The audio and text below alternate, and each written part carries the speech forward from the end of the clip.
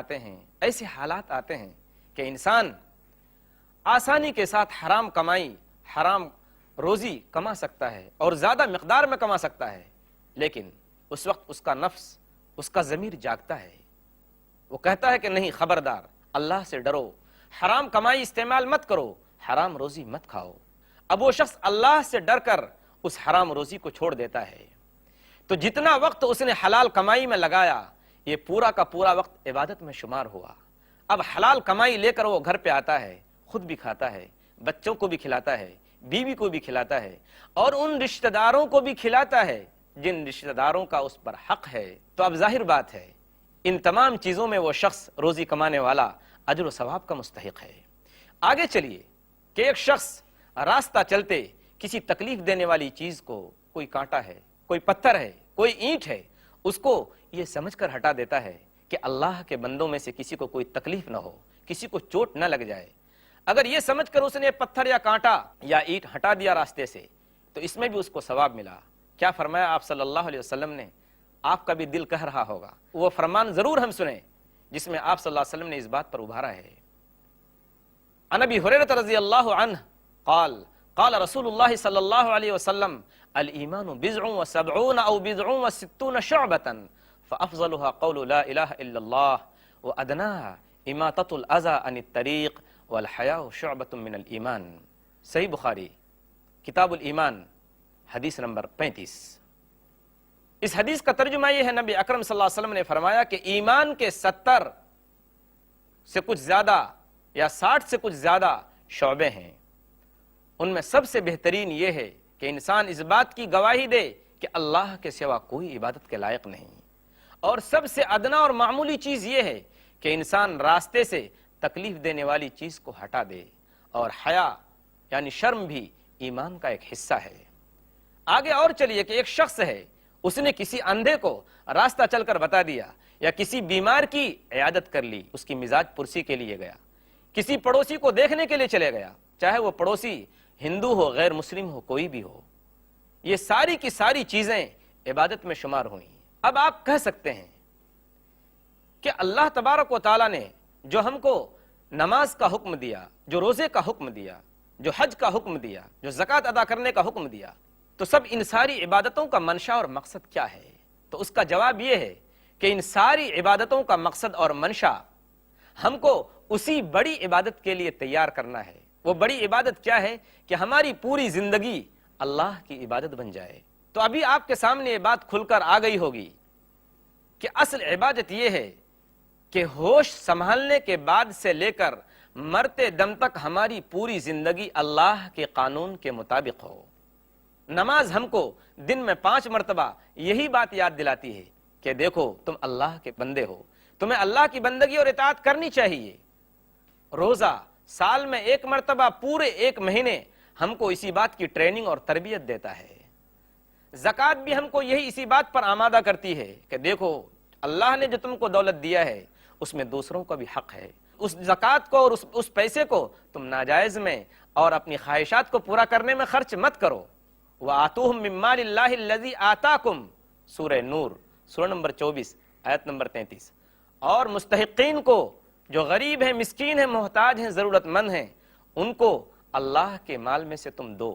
حج بھی ہمارے دل میں ایسا نقش بٹھاتا ہے اللہ کی اطاعت و فرما برداری کا کہ اگر 1 مرتبہ ہمارے دل میں اس کی حقیقت بیٹھ جائے تو پھر زندگی بھر اس کا اثر ختم نہیں ہوتا۔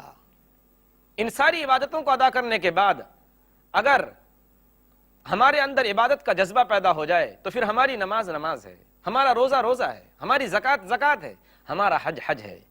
اگر ان عبادتوں کو ادا کرنے کے بعد یہ مقصد پورا نہیں ہوا تو پھر ظاہر بات ہے صبح سے لے کر شام تک بھوکا پیاسا رہنا یہ بے جان چیز ہو گئی۔ نماز کے ارکان پورے ادا کر لینا اور زکوٰۃ ادا کر لینا، یا ایسے ہی ہوا کہ ہم نے ان چیزوں کی، ان عبادتوں کی ظاہری شکل کو ادا کر لیا اور یہ بے جان چیز ہوئی۔ مثال کے طور پر ایک شخص ہے کہ جب تک وہ چلتا پھرتا ہے، حرکت کرتا ہے تو وہ زندہ انسان ہے، لیکن اگر اس شخص کے اندر جان نہیں ہے تو وہ مردہ ہے، بے جان ہے، اور بے جان اور مردہ کو ہم کیا کرتے ہیں؟ اس کو دفن کر دیتے ہیں۔ تو اگر یہ ساری عبادتیں ادا کرنے کے بعد ہمارے اندر اللہ کی اطاعت و فرما برداری کا جذبہ پیدا نہیں ہوا تو یہ ساری عبادتیں بالکل بے جان ہیں۔ ان کی کوئی حقیقت اور اہمیت نہیں۔ اللہ تعالیٰ کا فرمان یاد کیجئے ناظرین کرام، اللہ تعالیٰ فرماتا فحسبتم انما خلقناکم عبثا وانکم الینا لا ترجعون، سورہ مومنون سورہ نمبر 23 آیت نمبر 115 اے لوگو، کیا تم یہ سمجھتے ہو کہ ہم نے تم کو بیکار کھیل کود کے لیے یوں ہی پیدا کیا ہے؟ اور کیا تم نے اس بات کو سمجھ رکھا ہے کہ تم ہمارے پاس دوبارہ لوٹ کر نہیں آؤ گے؟ تمہارا یہ سوچ، تمہارا یہ خیال، تمہارا یہ تصور بالکل غلط ہے۔ تم سب کے سب میرے پاس دوبارہ آؤ گے اور تمہیں اپنے کیے ہوئے کا حساب دینا ہے۔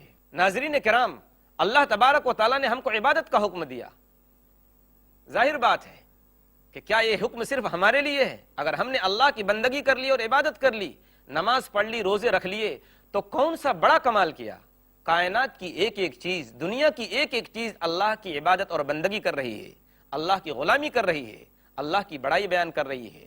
یاد کیجئے اس قول کو جس میں اللہ تبارک و تعالیٰ نے فرمایا ہے الم تر ان اللہ یسبح له من فی السماوات والارض والطیر صافات کل قد علم صلاته وتسبیحہ، سورہ مومنون سورہ نمبر 23 آیت نمبر 41۔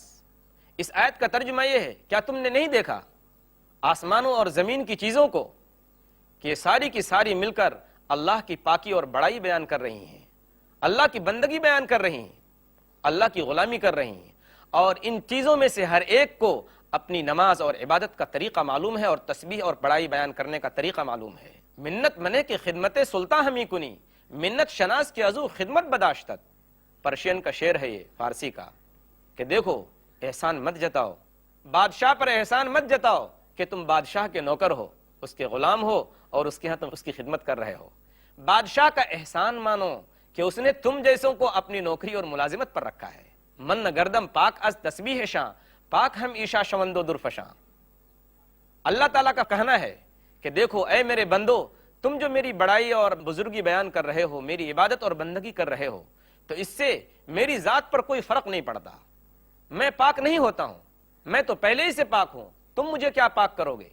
بلکہ میری عبادت کرنے کی وجہ سے، میرا نام لینے کی وجہ سے تمہاری جو گندی زبان ہے، تمہاری جو ناپاک زبان ہے اور نجس زبان ہے، وہ میری بڑائی بیان کرنے کی وجہ سے پاک ہوتی ہے۔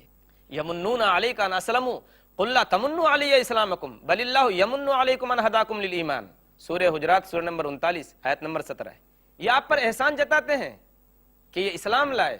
نہیں، یہ ایسی بات نہیں ہے، بلکہ اللہ کا ان پر احسان ہے کہ اللہ نے ان کو اسلام لانے کی توفیق دی۔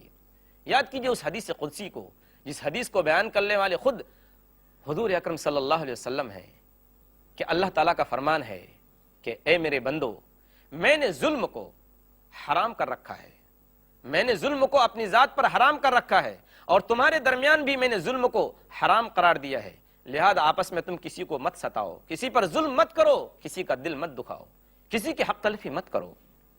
اے میرے بندو، تم سب کے سب گمراہ ہو، راستے سے بھٹکے ہو، سوائے اس شخص کے جس کو میں سیدھا راستہ بتا دوں، لہذا تم مجھ سے سیدھے راستے کی طلب کرو، سیدھا راستے پر چلنے کی دعا مانگو، میں تمہیں سیدھے راستے پر چلاؤں گا۔ اور اے میرے بندو، تم سب کے سب بھوکے ہو، سوائے اس شخص کے جس کو میں کھانا کھلاؤں، لہذا مجھ سے روزی مانگو، میں تجھے کھلاؤں گا۔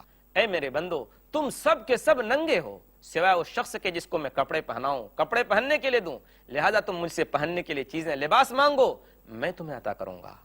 اے میرے بندو، تم سب کے سب رات دن گناہ کرتے رہتے ہو، خطائیں کرتے رہتے ہو، اور میں تمہاری تمام خطاؤں کو اور تمام گناہوں کو معاف کرنے کے لیے تیار ہوں۔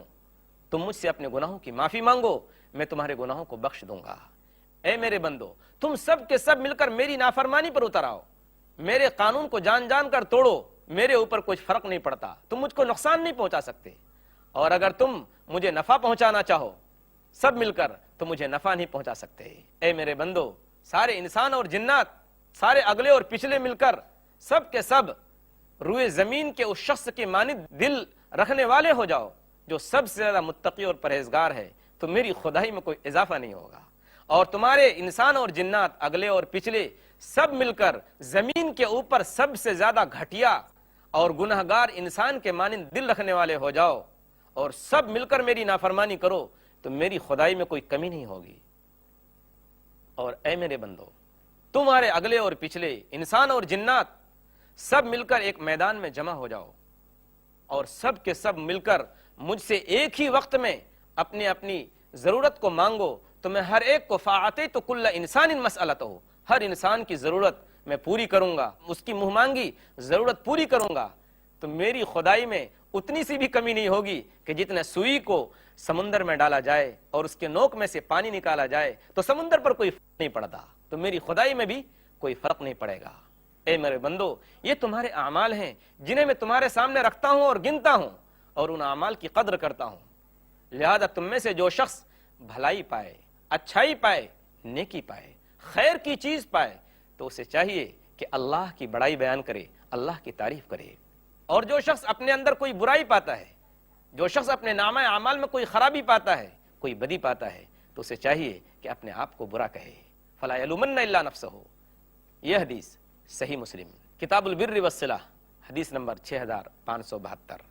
دعا کیجیے اللہ تبارک و تعالی ہمیں اور آپ کو پکا سچا عبادت گزار بنائے اور ہم کو صحیح معنی میں عبادت کرنے کی توفیق عطا فرمائے۔ آمین۔ وآخر دعوانا ان الحمد للہ رب العالمین۔ والسلام علیکم ورحمۃ اللہ وبرکاتہ۔